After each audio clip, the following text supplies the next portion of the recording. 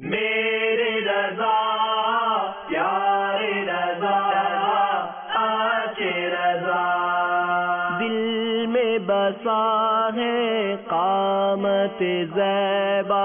حامی سنت اعلی حضرت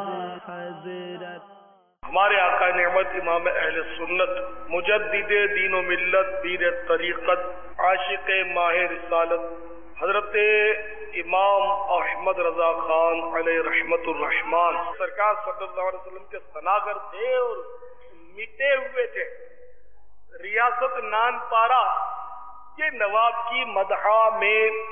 کچھ شعراء نے کلام لکھا اور بارگاہ اعلیٰ حضرت میں بھی عرض کیا گیا کہ حضور آپ بھی کچھ اشعار لکھ دیتے تو کچھ انعام و اکرام ہو جائے گا۔ اعلیٰ حضرت رضی اللہ تعالیٰ عنہ کو بڑا ناگوار گزرا کہ یار یہ کیسے ہو سکتا ہے کہ میں تو سرکار کا غلام ہوں، میری شاعری تو ہے ان کے لیے وقف ہے، میں کسی دنیا دار کے لیے قلم اٹھاؤں، یہ اپنا تو شیوا نہیں۔ چنانچہ اعلیٰ حضرت رضی اللہ تعالیٰ عنہ نے اپنے آقا صلی اللہ علیہ وسلم کی مدح سرائی شروع کر دی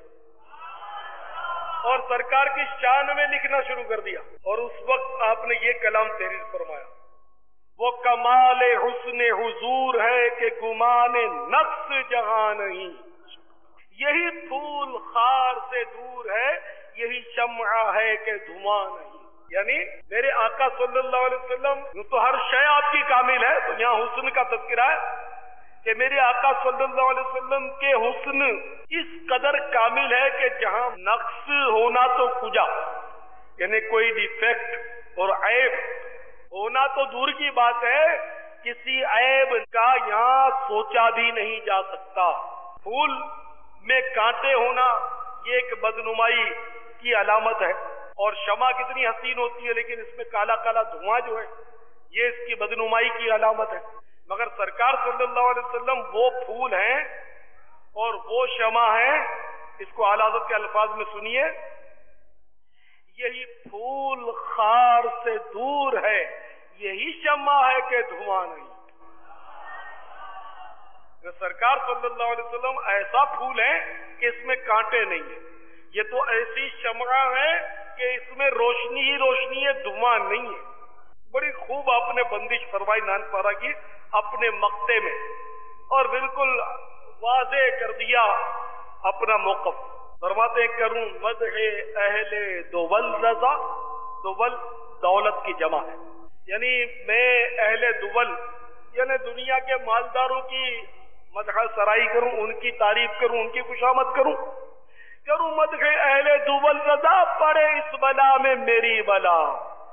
میں گدا ہوں اپنے کریم کا، میرا دین پارے نان نہیں، پارے نان روٹی کا ٹکڑا، یعنی میں مالداروں کی مدح سرائی چاپلوسی خوشامد کروں، اس بلا میں تو میری بلا جائے۔ تو کتنا اعلیٰ حضرت رضی اللہ تعالیٰ عنہ کے مزاج مبارک میں اخلاص ہے، جب بھی قلم اٹھا تو اللہ عز و جل کی حمد کے لیے اٹھا، اس کے پیارے محبوب صلی اللہ علیہ وسلم کی نعت پاک کے لیے اٹھا، یا اولیاء کرام کی منقبت کے لیے اٹھا۔ میرے رضا پیارے رضا آچے رضا دل میں بسا ہے قامت زیبا حامی سنت اعلی حضرت